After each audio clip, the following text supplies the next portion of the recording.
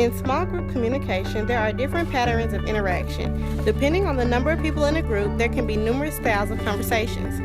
In our video, we are going to explain and demonstrate 3 particular patterns of interaction: all-channel network, chain network, and wheel network. In a chain network, also known as formal communication, information moves sequentially from one person to another, therefore consisting of one-on-one interactions. Communication in this network can move both ways between members. In chain networks, a message is initiated with a leader and it is passed along until it reaches a final person, who may or may not receive the original message content. In this case, the leader can't find whether the last member receives the correct information or not because there is no feedback to identify the message distortion. A major pro of chain network communication is that it is an efficient way to deliver simple verbal messages or to circulate a message when members meet together at one time. There are some cons to this network, however, because it is not very reliable or accurate if the message becomes very long or complex. Another con is that since each sequential person in the chain of communication has authority, the message has the ability to be changed. Examples of chain network communication include moving up a chain of command, which can be seen in the workplace setting and in the military setting. Another example, which is seen in this video, is the spread of rumors. Like a game of telephone, a message gets distorted as time moves forward and more people pass the message along. This leads to more false accusations, which can cause the formation of a rumor. All-channel network. All-channel network is a communication network pattern in which group members are always together and share information with one another. The key elements about all-channel network: number 1, you can stay in the loop and observe the information given to you by a person. Number 2, all-channel network permits each member to communicate freely with all the people involved. Number 3, there are no communication restrictions placed on any member. Number 4, usually it is hard to see where leadership lies. All the members connected in an all-channel network are potentially equal or have the same rank.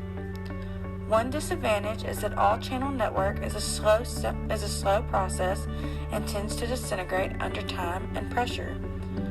Examples of an all-channel network are a work meeting where members are asked to brainstorm all kinds of ideas.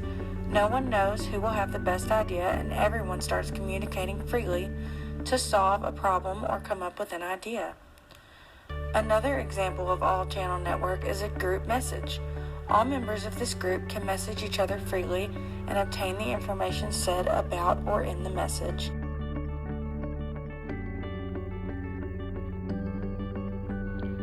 While participating in group communication, there is substantial room for error.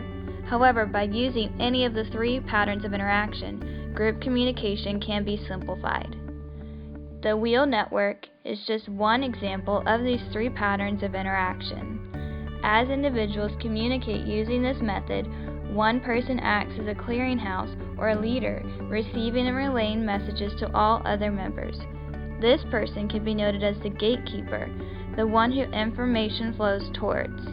The wheel network is most often used if there is an issue amongst group members or if there is simply a need for uniformity in a professional setting. Picture this form of group communication in an office. The central management would be passing the messages to all departments rapidly, while the departments who are receiving the instruction would not really be communicating directly between themselves. As you watch the footage before you, take note of which person is the gatekeeper and who is he or she trying to convey messages to. Once you can identify the primary individuals involved in this social interaction, try to pinpoint the purpose of the conversation. Is there an overall goal? The gatekeeper, or boss, in this circumstance, is presented as the one who is giving out instructions to the staff. This staff, in turn, is analyzing and receiving the information. Imagine a time when you personally have used the wheel network in your own life.